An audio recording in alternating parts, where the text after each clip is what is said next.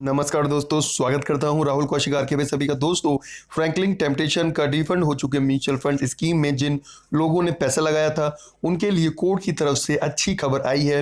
Court ने Franklin temptation को order किया है कि वो 15 फरवरी से इन्वेस्टर का पैसा वापस करना शुरू कर दे।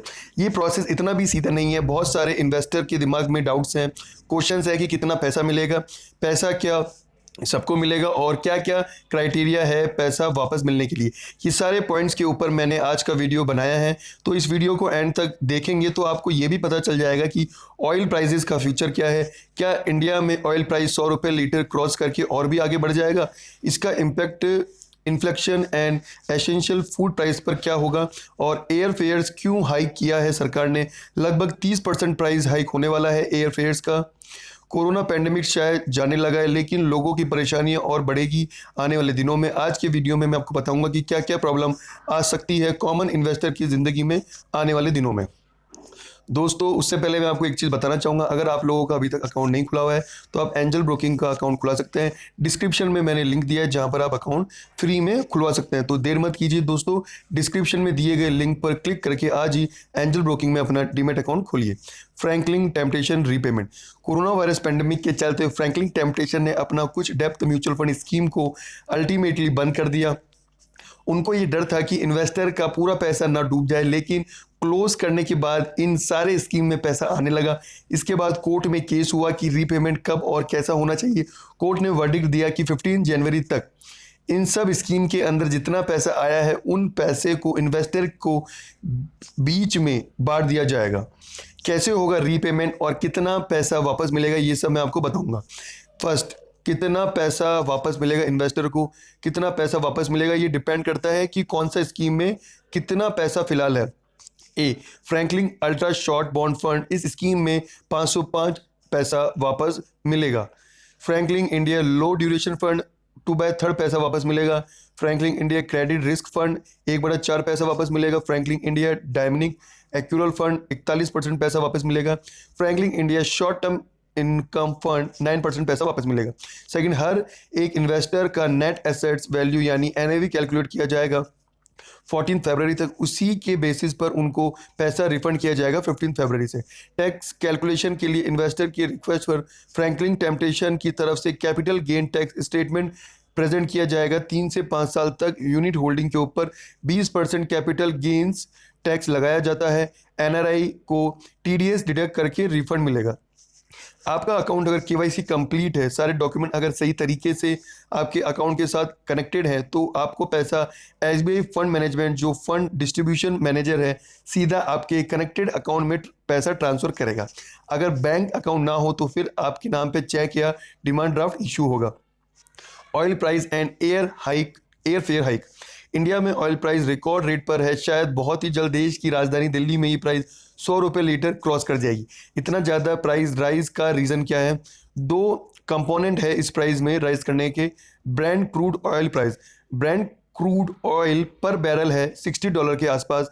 इससे पहले जब क्रूड ऑयल 70 बैरल था, उसी टाइम पे भी फ्यूल प्राइस इतना ज़्यादा कभी नहीं था। इसके लिए दूसरा रीज़न रिस्पॉन्सिबल है, state and centre tax. Oil ने कुछ दिनों पहले पेट्रोल प्राइस का ब्रेकडाउन दिया था। 85 रुपीज़ पर लीटर की प्राइस के टाइम पे सेंटर एक्साइज ड्यूटी था 33 रुपये लीटर, स्टेट वैट था 20 रुपये लीटर, 84 रुपये लीटर के प्राइस में 55 रुपये सिर्फ टैक्स थे, जो कम से कम 65% का कंट्रीब्यूशन है। यानी आज आपको 100 रुपये की जगह 35 रुपये पेट्रोल मिल सकता है, लेकिन नहीं मिलेगा। क्यों? अब समझिए कि कैसे प्राइवेटिज्म को डायरेक्टली लिंक है पेट्रोल प्राइस से। पीएसयू यानी पब्लिक सर्विस अंडरटेकिंग वाली कंपनी जिनको गवर्नमेंट कंट्रोल करती है, उनको प्रॉफिट डायरेक्ट इंडियन गवर्नमेंट को जाता है। लेकिन पैंडेमिक में ये सब बंद हो गया था, देश में पूरी तरह इकोनॉमिक लॉकडाउन लग गया, तो सरकार का इनकम बंद हो गया। इनकम के एक ही तरीका है, वो बचा था जीएसटी। अब जीएसटी सेंटर डिसाइड करती, स्टेट गवर्नमेंट को अपना हिस्से के लिए सेंटर पे डिपेंड करना होता है। स्टेट गवर्नमेंट के पास रेवेन्यू राइज करने के 2 ही तरीके थे, दारू या लिकर पर वैट और फ्यूल पर वैट। स्टेट गवर्नमेंट ने इन दोनों प्रोडक्ट पर भर के टैक्स लगाया। सेंट्रल गवर्नमेंट के पास भी इनको कोई ऑप्शन नहीं था कि फ्यूल पे टैक्स लगाने के सिवा। उसके बाद लॉकडाउन जब बंद हुआ, फ्यूल का डिमांड फटाफट बढ़ेगा, तो सरकार को अपना इनकम बढ़ाने का तरीका दिखा। फ्यूल प्राइस जो अभी भी जीएसटी के अंदर नहीं है, उसके ऊपर भर भर के टैक्स लगाया गया। इसी का इफेक्ट है कि आज पेट्रोल पंप में जाने से लोग घबराते हैं। अब इस बात को समझिए कि आने वाले दिनों में जब सरकार मेजोरिटी ऑफ पीएसयूज पीएसबी को प्राइवेट कर देगी तो 300 से ज़्यादा पीएसयूज जब 12 तक सिमट के रह जाएगी तब क्या होगा? तब सरकार के पास डायरेक्ट रेवेन्यू जनरेट करने का कोई भी मेथड नहीं रहेगा, यानी पेट्रोल और शराब को निचोड़ कर ही देश चलेगा और बाकी पैसा GST recovery and tax cooling के थ्रू आएगा, यानी minimum governance minimum maximum income. Privatism अच्छा ही बोल के चिल्लाने वाले लोगों के लिए ये एक सोचने वाली बात होगी। अब जब फ्यूल प्राइस बढ़ेगा तो रिटेल इन्फ्लेशन भी एक टाइम बाद बढ़ेगा, फूड प्राइसेस भी ऊपर जाएंगे क्योंकि डिमांड भी लॉकडाउन के बाद बढ़ेगा।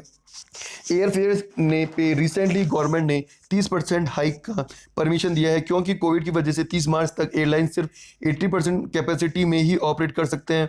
उनको प्रॉफिट मार्जिन को ठीक रखने के लिए ये स्टेप लिए गए हैं, लेकिन हम सबको पता है कि एक बार बड़ा प्राइस कभी कम नहीं होता। तो क्या इंडिया में लिविंग कॉस्ट कॉन्स्टेंटली बढ़ती रहेगी? सरकार का इनकम सोर्स जब तक एकदम से कम हो जाता है तो वो आखिरी बचा हर रास्ता यूज़ करता है पैसा रेस करने के लिए, लेकिन इसमें सबसे बड़ा लॉस होता है कॉमन इंसान का, इन्वेस्टर का, क्योंकि यही लोग हैं जो टैक्स देते हैं। कंज्यूमेबल डबल प्राइस में खरीदता है और डबल प्राइस देके ट्रांसपोर्टेशन भी करना पड़ता है। कॉमन इंसान या इन्वेस्टर के लिए कोई भी ग्रीन सिग्नल फिलहाल नहीं दिख रहा है। इकोनॉमी के पॉइंट ऑफ व्यू से शेयर मार्केट ही एक ऐसी जगह है जहां पर इन्वेस्टर पैसा कमा सकता है अपने स्किल का यूज़ करके। तो आप भी ऊपर हैं कि आप किस तरीके से अपना फ्यूचर बिल्ड करेंगे। महंगाई से मारा हुआ कॉमन इंसान या स्मार्ट इन्वेस्टर, फैसला आपके हाथों में है। तो धन्यवाद दोस्तों, उम्मीद करता हूँ ये वीडियो आपको अच्छा लगा होगा। वीडियो को लाइक कीजिएगा, शेयर कीजिएगा। धन्यवाद दोस्तों।